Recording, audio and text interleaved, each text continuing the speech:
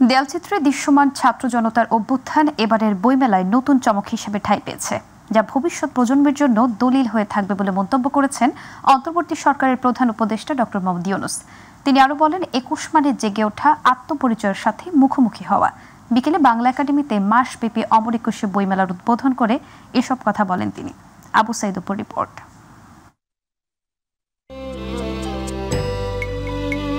সোহরাওয়ার্দী উদ্যান প্রাঙ্গণে বাংলা একাডেমি আয়োজিত মাসব্যাপী অমর একুশে বইমেলা ২০২৫-এর উদ্বোধন করেন অন্তর্বর্তীকালীন সরকারের প্রধান উপদেষ্টা ডক্টর মোহাম্মদ ইউনূস। এবারের বইমেলার প্রতিপাদ্য বিষয় জুলাই গণ অভ্যুত্থান, নতুন বাংলাদেশ নির্মাণ। একুশে বইমেলা ২০২৫-এর শুভ উদ্বোধন ঘোষণা করছি। উদ্বোধনী অনুষ্ঠানে প্রধান অতিথির বক্তব্যে ডক্টর মোহাম্মদ ইউনূস বলেন, এবারের বইমেলায় নতুন চমক হিসেবে ঠাঁই পেয়েছে দেয়ালচিত্রে দৃশ্যমান জুলাই গণ অভ্যুত্থানের সরব উপস্থিতি। স্বৈরাচারী সরকারের পতন ঘটেছে।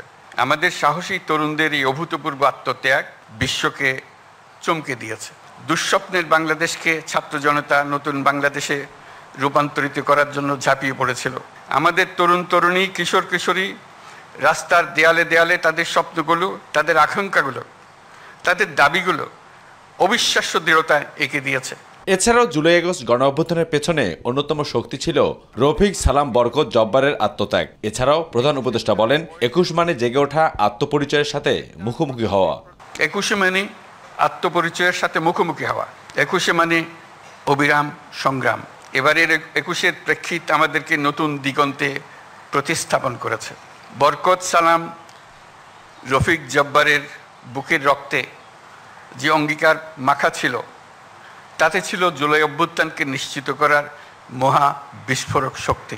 জুলাইয়ের চেতনায় প্রতি বছর সেরা লেখক, লেখিকা ও প্রকাশকদের বিশেষ সম্মাননা দেওয়ার পরামর্শ দিয়ে ডক্টর ইউনূস বলেন, শুধু শহর গ্রাম নয়, প্রবাসীদেরও সম্পৃক্ত করতে হবে বইমেলায়। ২১ আমাদের ঐক্যের দৃঢ় বন্ধন। এই বন্ধন ছোট বড়, যৌক্তিক অযৌক্তিক, ক্ষণস্থায়ী দীর্ঘস্থায়ী সকল দূরত্বের ঊর্ধ্বে।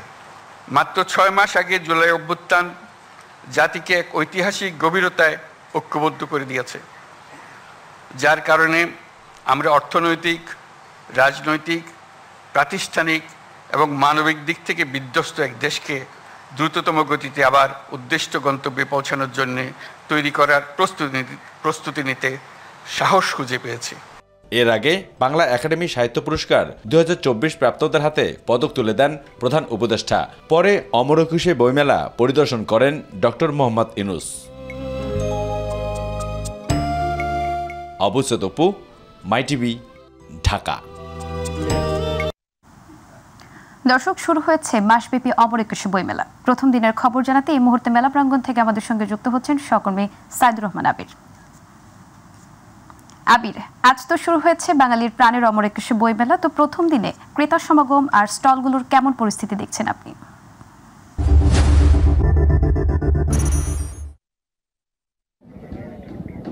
ধন্যবাদ নুসরাত। আপনি জানেন যে ইতিমধ্যেই একটু আগে আমাদের সহকর্মী আবু সাইদ অপু যে রিপোর্টটি করেছিলেন, সেখানেই আমাদের দর্শকদের উদ্দেশ্যে জানানো হয়েছিল যে বিকেলে ঠিক ৩:৩০টার সময় বাংলা একাডেমি প্রাঙ্গণে অন্তর্বর্তীকালীন সরকারের প্রধান উপদেষ্টা ডক্টর মোহাম্মদ ইউনূস উনি সশরীরে এই উদ্বোধনী অনুষ্ঠানে অংশ নিয়েছেন এবং আনুষ্ঠানিকভাবে এই অমর একুশে বইমেলার উদ্বোধন করেছেন। উনি উদ্বোধন করার পরে বেশ কয়েকটি স্টল ঘুরে দেখেছেন এবং বিক্রেতা যারা রয়েছেন, স্টল কর্তৃপক্ষ, তাদের সাথেও মতবিনিময় করেছেন এবং এই বইমেলা উদযাপন কমিটি যে রয়েছে তাদের সাথেও মতবিনিময় করেছেন, তাদের সমস্যাগুলো শুনেছেন এবং যাতে এই অমর একুশে বইমেলা সুন্দরভাবে মাসব্যাপী চলতে পারে সে বিষয়ে সার্বিক দিক নির্দেশনা উনি দিয়েছেন এবং সমস্যাগুলো চিহ্নিত করে যারা সংশ্লিষ্ট রয়েছেন সেই সমাধানের জন্য তাদেরকে তাৎক্ষণিকভাবে দিয়েছেন। যখন অন্তর্বর্তীকালীন সরকারের প্রধান উপদেষ্টা ডক্টর মোহাম্মদ ইউনূস উনি যখন এই বাংলা একাডেমি প্রাঙ্গণ অর্থাৎ এই বইমেলা প্রাঙ্গণ যখন এই ত্যাগ করেন, তারপরেই কিন্তু মূল ফটকগুলো খুলে দেওয়া হয়। মূল ফটকগুলো খুলে দেওয়ার পরেই কিন্তু যারা প্রায় একটি বছর অপেক্ষা করেছিলেন এই অমর একুশে বইমেলার জন্য, সেই বই প্রেমীরা কিন্তু অতি উৎসাহ এবং আগ্রহের মধ্য দিয়ে অনেক ফটকই তারা আমরা দেখতে পেয়েছিলাম। তখনই দেখছিলাম যে অনেক ফটকই তারা অপেক্ষা করছিলেন যে কখন আনুষ্ঠানিকতা শেষ হবে এবং তাদের প্রবেশের অনুমতি মিলবে। যখনই প্রধান উপদেষ্টা এই স্থান ত্যাগ করেন বইমেলার প্রাঙ্গণের, তারপরেই কিন্তু বই প্রেমীরা, পাঠক পাঠিকা সর্বস্তরে শিশু থেকে শুরু করে বৃদ্ধ পর্যন্ত তারা সবাই কিন্তু আস্তে আস্তে প্রবেশ করতে শুরু করেছেন বাংলা একাডেমির যে বইমেলার মূল প্রাঙ্গণ।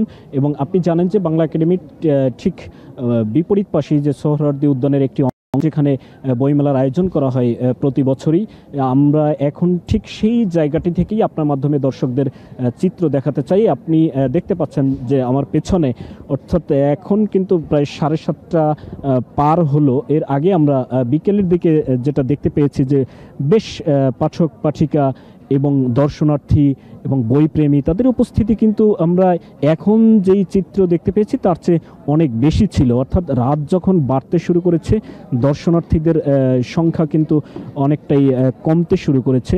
আর আপনি দেখতে পাচ্ছেন যে স্টলগুলো রয়েছে, সেই স্টলগুলোতে কিন্তু বইপ্রেমীরা তারা ঘুরে দেখছেন, বিভিন্ন ধরনের বই খুঁজছেন, তাদের পছন্দ মতো সেই বইগুলো খুঁজছেন এবং অনেক বই দেখছেন এবং কেউ কেউ বই আজকের প্রথম দিনেই কিনেও নিয়ে যাচ্ছেন। আমরা কথা বলেছিলাম যে এখানে স্টল কর্তৃপক্ষ বিভিন্ন ধরনের স্টল, প্রায় 1000-এর উপরে স্টল রয়েছে। সেই স্টলে যারা আছেন বিক্রেতা তাদের সাথেও কিন্তু আমরা কথা বলেছিলাম। তারা কিন্তু আমাদেরকে যেটা জানিয়েছেন সেটি হচ্ছে যে আজকে অনেকেই বই দেখছেন, তবে বই ক্রেতার সংখ্যাও কম না, কিনে নিয়ে যে যাচ্ছেন তো সেই সংখ্যাটাও একদমই কম না। তবে আজকে বই দেখার পাঠক পাঠিকা এবং বই প্রেমীর সংখ্যাটাই বেশি। আপনার মাধ্যমে দর্শকদের একটু জানিয়ে রাখতে চাই, সেটি হচ্ছে এবারের বইমেলায় কিন্তু আয়তন অতীতের চেয়ে একটু বেড়েছে এবং স্টলের সংখ্যাও বেড়েছে এবং প্রকাশনীর সংখ্যাও বেড়েছে। এবারের বইমেলায় মোট 708টি প্রকাশনী প্রতিষ্ঠানকে 1084 ইউনিট বরাদ্দ দেওয়া হয়েছে। গত বছর এই প্রতিষ্ঠান ছিল 642টি এবং ইউনিট ছিল 946টি। এর মধ্যে বাংলা একাডেমি প্রাঙ্গণে রয়েছে 99টি এবং সোহরাওয়ার্দী উদ্যানে, অর্থাৎ আমরা এখন যেখানে রয়েছি সেই সোহরাওয়ার্দী উদ্যানের অংশে রয়েছে 609টি প্রতিষ্ঠানকে বরাদ্দ দেওয়া হয়েছে। এবারে প্যাভিলিয়নের সংখ্যা হচ্ছে 37টি, যার মধ্যে বাংলা একাডেমি প্রাঙ্গণে 1টি এবং সোহরাওয়ার্দী উদ্যানে 36টি। গত বছরে প্যাভিলিয়নের সংখ্যা ছিল মোট 37টি। এছাড়াও কর্তৃপক্ষ আমাদেরকে যেটা জানিয়েছেন যে লিটল ম্যাগাজিন চত্বর সোহরাওয়ার্দী উদ্যানের উন্মুক্ত মঞ্চের কাছাকাছি যে গাছতলায় রয়েছে সেখানে একটি ম্যাগাজিন চত্বর করা হয়েছে। 130টি লিটল ম্যাগকে স্টল বরাদ্দ দেওয়া হয়েছে। এছাড়াও শিশু চত্বরে 74টি প্রতিষ্ঠানকে 120 ইউনিট বরাদ্দ দেওয়া হয়েছে, যেটি শিশু চত্বর আপনি জানেন যে শুক্রবার এবং শনিবার শিশু প্রহর হয়ে থাকে। আজকে যদিও শনিবার ছিল, কিন্তু যেহেতু উদ্বোধন করা হয়েছে বিকেলে সেহেতু আজকে শিশু প্রহরটি আর হয়নি। অর্থাৎ সামনের শুক্র এবং শনিবার যে কয়টি ফেব্রুয়ারি মাসে রয়েছে সবসময় শিশু প্রহর হবে শুক্র এবং শনিবার। শিশু চত্বরে 68টি প্রতিষ্ঠানকে 109টি ইউনিট বরাদ্দ দেওয়া হয়েছে। বাংলা একাডেমি বই এবং এই যে বইমেলায় অংশগ্রহণকারী অন্যান্য প্রতিষ্ঠান 25% কমিশনে বই বিক্রি করবে এমন বেশ কয়েকটি প্রতিষ্ঠানই রয়েছে।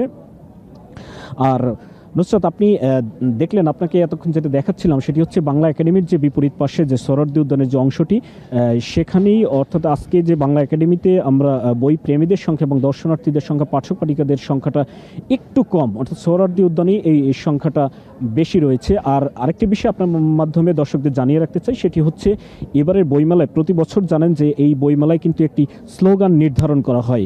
অন্যান্য বছরে বিভিন্ন ধরনের স্লোগান ছিল, এবারের স্লোগানটি একটু ভিন্ন রকম। সেটি হচ্ছে, যেহেতু বইমেলা আমাদের অমর 21শে বইমেলা, ভাষা শহীদদের প্রতি এবং ভাষা সংগ্রামীদের প্রতি শ্রদ্ধা জানিয়ে এবং 71-এর মুক্তিযুদ্ধের যারা শহীদ হয়েছেন এবং মুক্তিযোদ্ধাদের প্রতি শ্রদ্ধা জানিয়ে এবং এই দেশের সকল গণতান্ত্রিক আন্দোলনে যারা শহীদ হয়েছেন এবং যারা অংশ নিয়েছেন সকলের প্রতি এবার শ্রদ্ধা জানিয়ে স্লোগান নির্ধারণ করা হয়েছে এই সরকারের পক্ষ থেকে এবং বাংলা একাডেমির পক্ষ থেকে। অর্থাৎ সংশ্লিষ্ট যেসব কর্তৃপক্ষ রয়েছে তাদের সকলের সম্মিলিত একটি সিদ্ধান্তের মধ্য দিয়ে এবারের স্লোগান হচ্ছে জুলাই গণ অভ্যুত্থান, নতুন বাংলাদেশ বিনির্মাণ।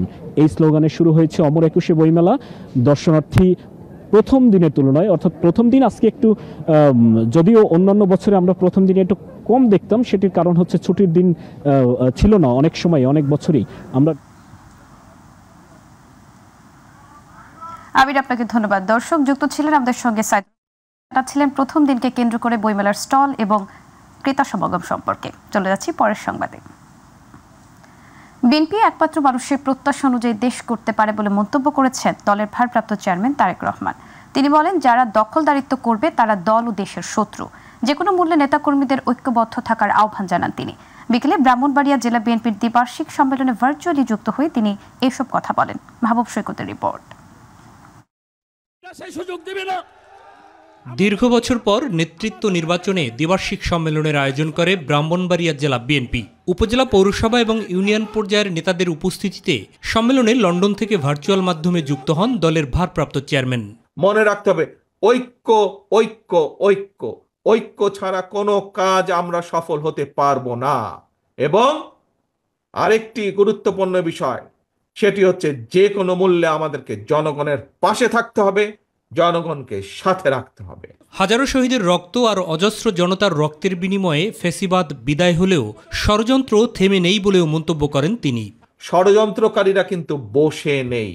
বিভিন্ন দাবি দাওয়ার উসিলায় বিভিন্নভাবে বিভিন্ন রকম ষড়যন্ত্রের মাধ্যমে তারা তাদের ষড়যন্ত্র অব্যাহত রেখেছে।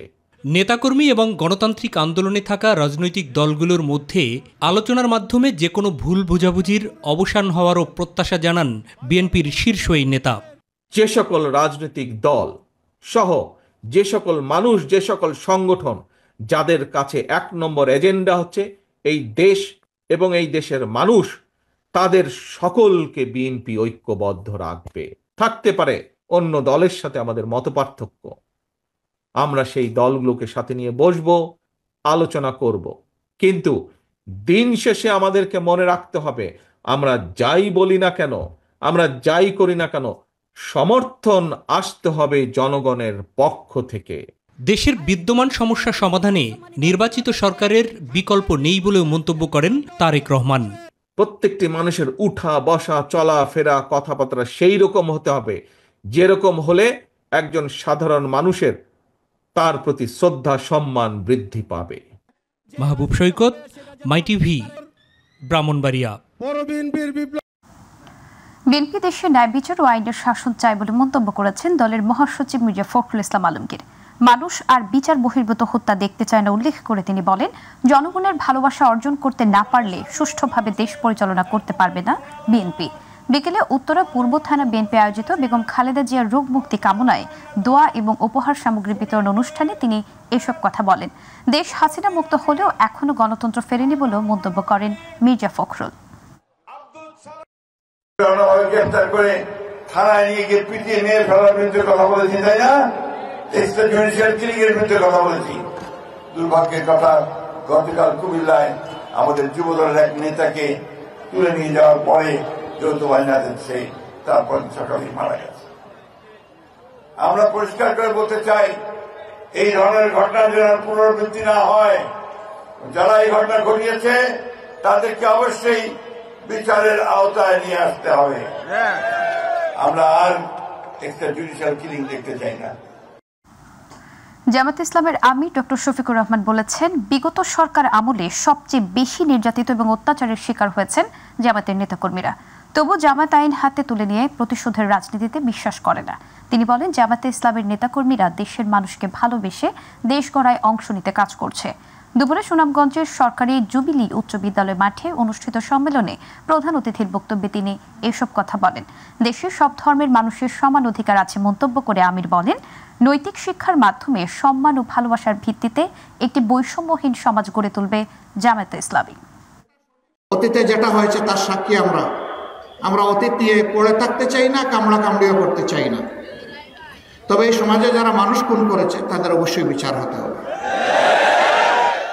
গণহত্যা মানবতার বিচার হতে হবে এবং যাদেরকে গুম করা হয়েছিল এবং এখনো গুম করে রাখা হয়েছে, এ দুটি অপরাধের অবশ্যই বিচার হওয়া লাগবে।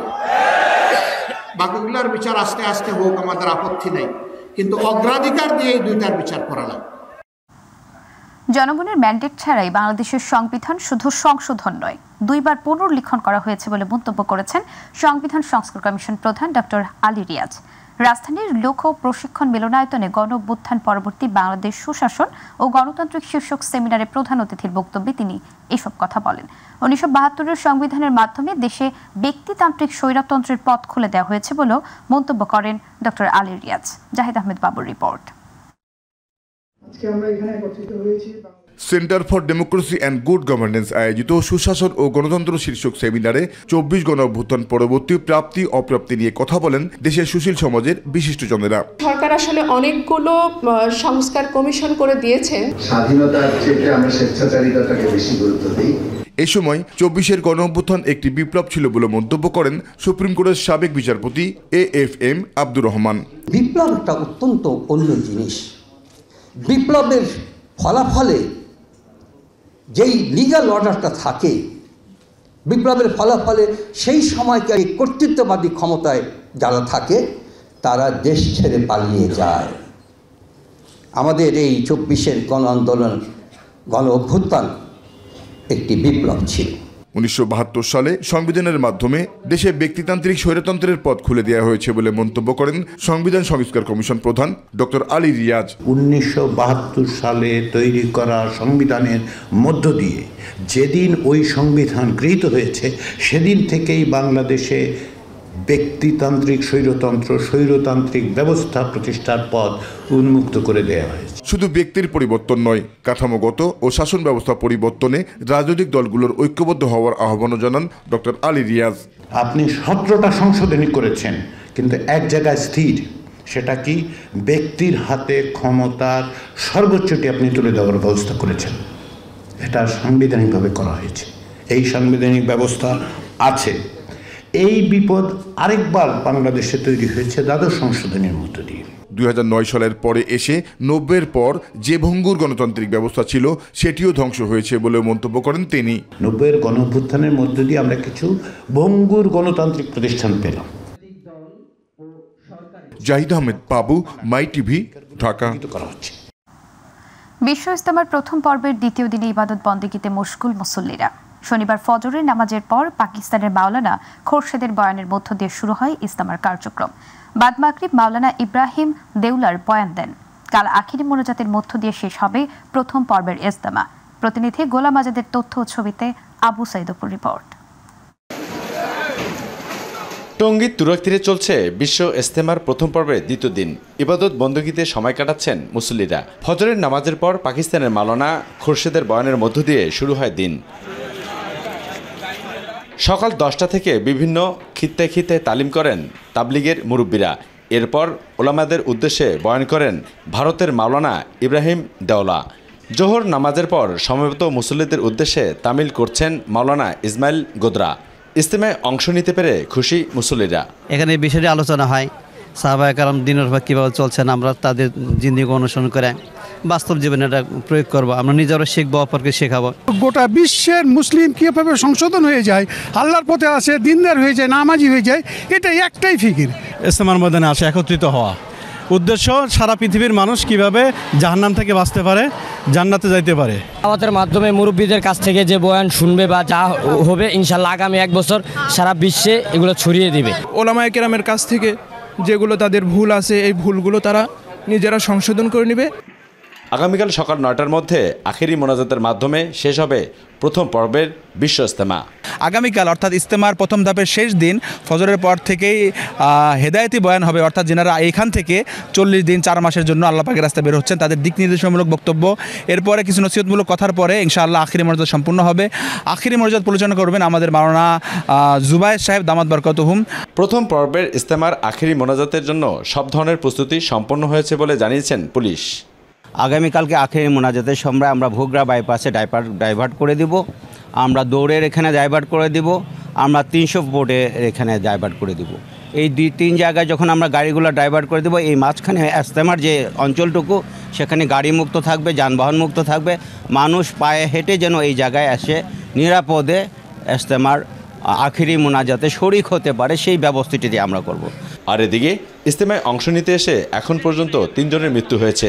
3 ফেব্রুয়ারি দ্বিতীয় ধাপে শুরু হয়ে 8 দিন বিরতি দিয়ে 14 ফেব্রুয়ারি তৃতীয় ধাপে বিশ্ব ইজতেমার আয়োজন করবেন 7 অনুসারীরা। অবশ্যই দপু, মাই টিভি। কুমিল্লা আদর্শ সদর উপজেলা থেকে আটক যুবদল নেতা মোহাম্মদ তৌহিদুর রহমানের মৃত্যুর ঘটনায় ওই এলাকার ক্যাম্প কমান্ডারকে তাৎক্ষণিকভাবে প্রত্যাহার করা হয়েছে। দুপুরে আইএসপিআর এর পাঠানো এক সংবাদ বিজ্ঞপ্তিতে এসব তথ্য জানানো হয়। আইএসপিআর জানায় এই অনাকাঙ্ক্ষিত ও দুঃখজনক ঘটনাটি তদন্তে যথাযথ পদক্ষেপ গ্রহণ করা হয়েছে। ইতিমধ্যে উক্ত সেনা ক্যাম্পের ক্যাম্প কমান্ডারকে তাৎক্ষণিকভাবে প্রত্যাহার করা হয়েছে। এছাড়াও মৃত্যুর সঠিক কারণ উদ্ঘাটনের জন্য একটি উচ্চ পদস্থ তদন্ত কমিটি গঠন করা হয়েছে। তদন্তে দোষী সাব্যস্তদের বিরুদ্ধে সেনা আইন অনুযায়ী যথাযথ আইনানুগ ব্যবস্থা গ্রহণ করা হবে। বিশ্ববিদ্যালয় স্বীকৃতির দাবিতে চতুর্থ দিনের মতো আমরণ অনশন করেছেন তিতুমির কলেজের শিক্ষার্থীরা।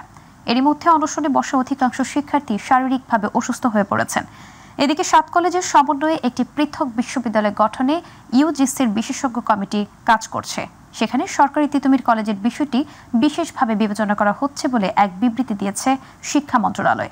সেই সঙ্গে আন্দোলন সংশ্লিষ্ট সকলকে ধৈর্য ধারণ করার অনুরোধ জানানো হয়। বিস্তারিত প্রতিবেদনে। দীর্ঘ 27 বছর ধরে চলে আসা তিতুমির কলেজের শিক্ষার্থীদের কলেজকে বিশ্ববিদ্যালয়ে রূপান্তরের দাবি গত বুধবার বিকেল 5টা থেকে আবারও তুমুল আকার ধারণ করেছে। আমরণ অনশনে নেমেছেন কলেজের শিক্ষার্থীরা। 7 দফা দাবিকে সামনে রেখে বারাসাত 2 নর্থ সিটি নামে আমরণ অনশন করছেন তারা। ইতিমধ্যে 3 জন শিক্ষার্থী গুরুতর অসুস্থ হয়ে সোহরাওয়ার্দী মেডিকেল কলেজ হাসপাতালে ভর্তি রয়েছেন। বাকিদের অবস্থাও আশঙ্কাজনক। আগামীকাল থেকে Barasat barricade two north city কর্মসূচি পালিত হবে। আগামীকাল থেকে অনির্দিষ্টকালের জন্য Barasat barricade two north city থাকবে। সেই সাথে এটা পরবর্তীতে দক্ষিণে এবং পুরো বাংলাদেশও ছড়িয়ে যাবে। তাদের এই আন্দোলনে 7 কলেজের বাকি 6 কলেজের কোনো সম্পৃক্ততা নেই উল্লেখ করে দাবি আদায় না হলে কঠোর কর্মসূচি ঘোষণা করা হবে বলেও হুঁশিয়ারি দেন তারা। 3 জনকে হসপিটালে ভর্তি করানো হয়েছে। এখন পর্যন্ত তাদের অবস্থা খুবই আশঙ্কাজনক। আমরা সরকারের কাছে এর জবাবদিহিতা চাচ্ছি। তারা যেন সুস্থ হয়ে আমাদের মাঝে ফিরে আসতে পারে। যদি কোনো অঘটন ঘটে যায় এক্ষেত্রে সরকারকে এই দায়বদ্ধতা গ্রহণ করতে হবে। তিতুমির কলেজ থেকে যে আন্দোলন হয়েছে, তিতুমির কলেজের ভাইদের যে রক্ত ঝরেছে, আমাদের সেই প্রাণের দাবিটা সেই রক্তের বিনিময়ে হলো আমরা আদায় করতে চাই। অত্যন্ত দুঃখজনক হলো সত্য যে আজকে 4 দিন হয়ে গেল আমাদের ভাইরা এখানে আমরণ অনশনে আছে। মৃত্যু পথযাত্রী 2 জন ভাই, 3 জন অলরেডি, সেখানে আরও যোগ হচ্ছে, প্রতিনিয়ত যোগ হচ্ছে যারা নাকি অসুস্থ হয়ে যাচ্ছে। সেখানে আমাদের ছাত্র উপদেষ্টারা এখন পর্যন্ত আমাদের সাথে ওই রকমভাবে বলা চলে যেভাবে যোগাযোগ করা উচিত সেটা করে নেই। এদিকে শিক্ষার্থীদের অবস্থার অবনতি দেখে বিভিন্ন সংগঠনের সদস্য স্বাস্থ্য মন্ত্রণালয় থেকে মেডিকেল টিম পাঠিয়ে তাদের শারীরিক অবস্থার তদারকি করা হচ্ছে। সেই সাথে 7 কলেজের সমন্বয়ে আলাদা বিশ্ববিদ্যালয় গঠনে তদন্ত কমিটি গঠন করা হয়েছে বলে বিবৃতি প্রদান করেছে শিক্ষা মন্ত্রণালয়। একই সাথে তিতুমির কলেজের বিষয়টিকে বিশেষভাবে বিবেচনা করা হচ্ছে বলেও জানায় তারা। নুসরাত শারমিন, মাই টিভি, ঢাকা।